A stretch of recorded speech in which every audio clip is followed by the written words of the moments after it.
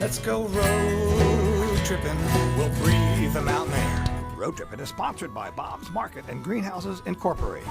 It's Road Trippin', Terry Burhands with John Morgan. John, you're the IT, you're the marketing, and you take care of your chief cook and bottle washer here at Bob's Market and Greenhouses in Mason, West Virginia. We have 3 locations in the Ohio Valley. Of course, the original location here in Mason, West Virginia.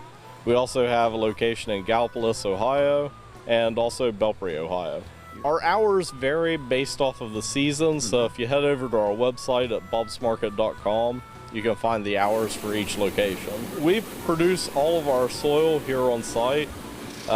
We get in the raw ingredients. What are the raw ingredients?